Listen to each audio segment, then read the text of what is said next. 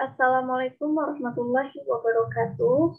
Perkenalkan, saya Putri Baki, saya mahasiswi praktikan dari Praktikum Meta-Analisis.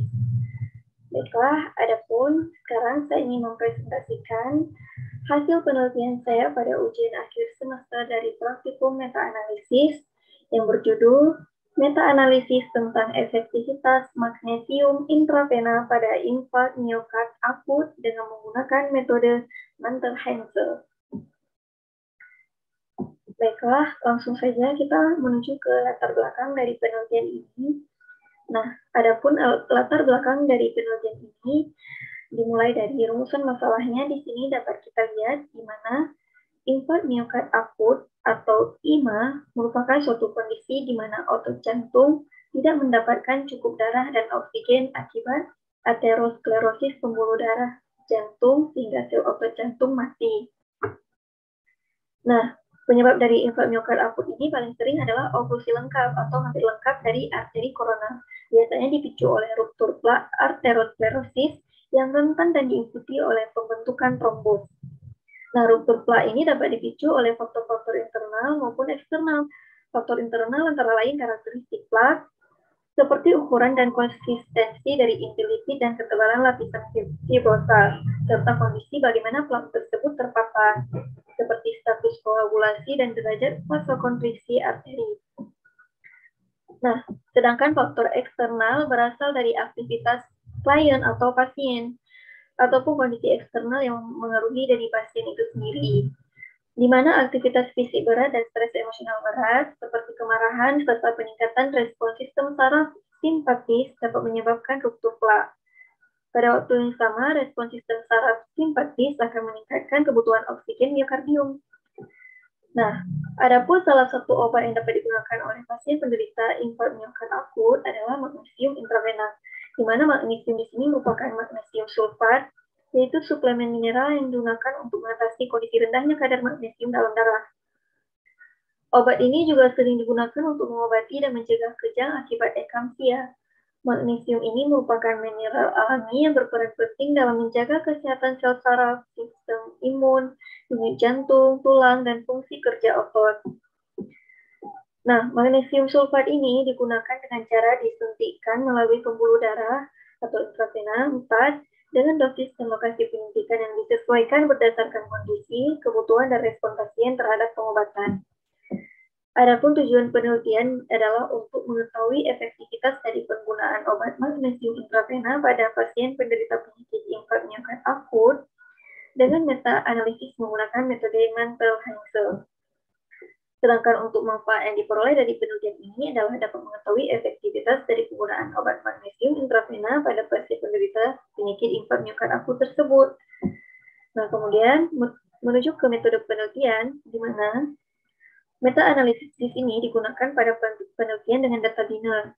Itu data biner merupakan data yang terdiri dari dua peluang atau dua kejadian seperti hidup atau mati, sukses atau gagal, ya atau tidak, dan sebagainya. Pada data hasil biner, efek stasi yang digunakan adalah odds ratio, risk ratio atau relative risk, dan risk difference. Kemudian meta-analisis itu juga terdiri dari dua model, yaitu fixed effect model dan random effect model. Pada fixed effect model terdapat salah satu metode yang dapat digunakan, yaitu metode Mantel-Haenszel, di mana metode tersebut merupakan metode pengujian adanya variabel perancu di mana data distratifikasi menurut variabel perancu. Pada statistik uji, khususnya untuk metode Mantel-Haenszel ini lebih sering disebut dengan odds ratio. Estimator odds ratio gabungan dari masing-masing strata dinamakan Mantel-Haenszel odds ratio. Nah, adapun definisi dari odds ratio itu sendiri merupakan perbandingan peluang kejadian sukses dengan peluang kejadian gagal dan merupakan perbandingan odds pada kelompok eksperimen dengan odds pada kelompok kontrol. Terdapat dua hal yang terpenting dalam melakukan interpretasi odds ratio, yaitu kategori kejadian yang menjadi acuan seperti sukses dalam penghitungan odds, serta pendefinisian grup atau kelompok sebagai grup 1 dan grup 2 dalam penghitungan odds tersebut. Nah, jika nilai odds ratio sama dengan 1, maka menunjukkan tidak ada perbedaan resiko antara grup eksperimen dengan grup kontrol. Namun, jika nilai dari odds ratio lebih kecil dari 1, maka menunjukkan bahwa grup eksperimen memiliki resiko lebih rendah dibandingkan grup kontrol. Dan begitu pun sebaliknya. Nah, Dengan demikian dapat kita ketahui bahwasanya metode yang digunakan pada penelitian ini adalah metode Montel-Hansel dengan statistik uji yang lebih sering disebut itu odds ratio. Baiklah, untuk datanya, adapun data yang digunakan pada penelitian ini adalah data sekunder, yaitu data studies on the effectiveness of intravenous magnesium in acute myocardial infarction. Data ini merupakan penelitian tentang efektivitas magnesium intravena pada infark miokard akut. Berikut adalah tabel data yang digunakan. Adapun keterangan pada data dapat dilihat di mana variabelnya terdiri dari studi, year, AI, N1I, CI, dan N2I. Dengan notasi simbol yang dapat dilihat dan keterangannya di mana studi merupakan nama peneliti pertama, year merupakan tahun publikasi, AI merupakan jumlah kematian pada kelompok eksperimen atau magnesium group, N1I merupakan jumlah pasien pada kelompok eksperimen atau magnesium group, CI merupakan jumlah kematian pada kelompok kontrol, dan N2I merupakan jumlah pasien pada kelompok kontrol. Baiklah, sekarang kitil dan pembahasan. Pertama adalah struktur data. Di sini dapat dilihat tabel dari struktur data yang diperoleh. Berdasarkan tabel tersebut dapat dilihat bahwasanya data yang digunakan semuanya berbentuk dalam integer. Selain itu, data terdiri dari 20 penelitian dan 6 variabel, di mana variabel tersebut merupakan studi, year, AI, N1I, CI, dan N2I.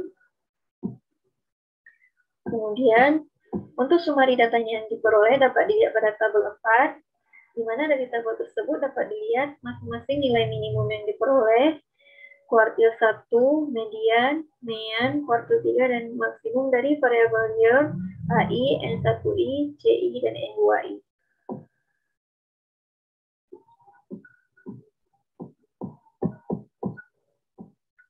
Nah, kemudian kita menuju ke analisis metodenya menggunakan metode Montel-Hansel, di mana di sini pada A adalah hasil analisa yang diperoleh.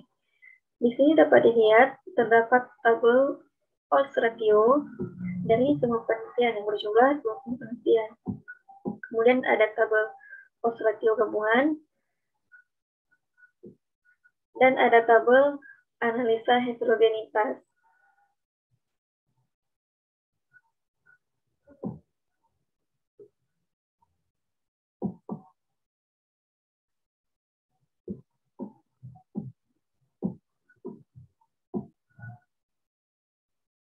Adapun pada tabel odds ratio di sini dapat kita lihat bahwasanya terdapat 3 nilai odds ratio yang lebih besar daripada 1, yaitu pada penelitian yang dilakukan oleh Felsted tahun 1961 sebesar 1,25, kemudian pada penelitian yang dilakukan oleh ISIS 4 pada tahun 1995 yaitu sebesar 1,0593, dan pada penelitian yang dilakukan oleh NICI pada tahun 2000 yaitu sebesar 1,0025.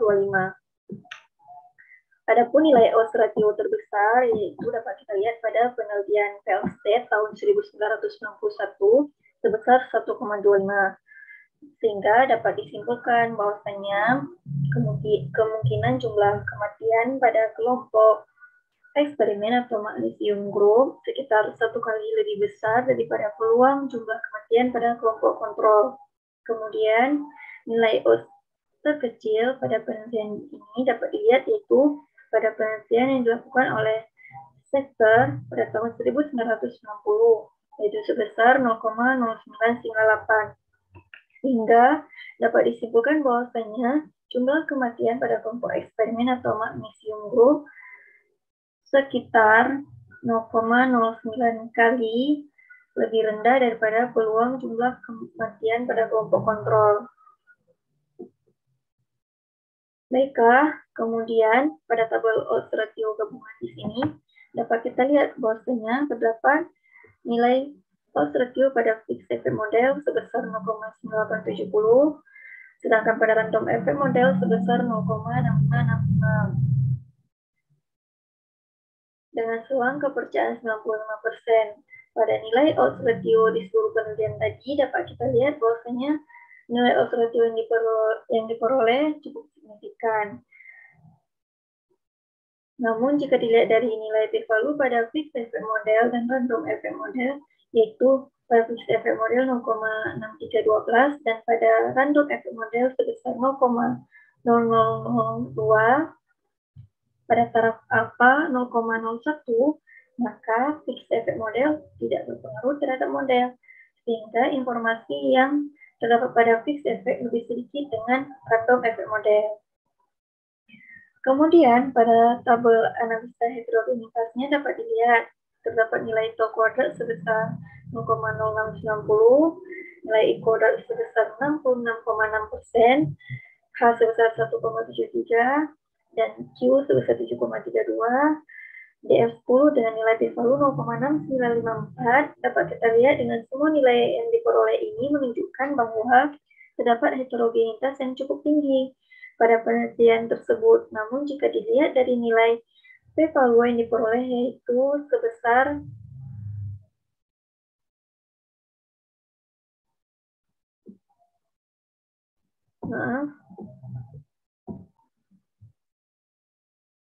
maksudnya di sini p-value sebesar kurang dari 0,001, ada kesalahan penulisan. Jadi dengan nilai p-value sebesar kurang dari 0,001, yaitu kurang daripada alfa, maka dapat disimpulkan bahwasanya terdapat heterogenitas efek SAS dalam random effect model dan efek SAS kejadian tidak memenuhi asumsi homogenitas. Baik, selanjutnya untuk forest plot yang diperoleh itu dapat dilihat dari hasil forest plot ini bahwasanya nilai weight terbesar yaitu terdapat pada penelitian yang dilakukan oleh I-4 pada tahun 1995 dengan nilai weight sebesar 71,7%. Selain itu, nilai meta-analisis yang diperoleh dapat dilihat dengan odds ratio-nya sebesar 0,999, yang artinya bahwa kemungkinan jumlah kematian pada kelompok eksperimen atau magnesium group sekitar 0,99 kali lebih besar daripada peluang jumlah kematian pada kelompok kontrol dengan selang kepercayaan 0,94 sampai 1,04. Nah, berdasarkan hasil tersebut, dapat disimpulkan bahwasanya nilai estimasi sebesar 0,99, yang artinya tidak ada variabel perancut pada data penelitian tentang efektivitas magnesium intravena pada infart miokard akut. Baiklah, berikut adalah referensi dari penelitian ini. Kemudian ini adalah lampiran data yang digunakan. Kemudian ini adalah sintak dan output dari RStudio.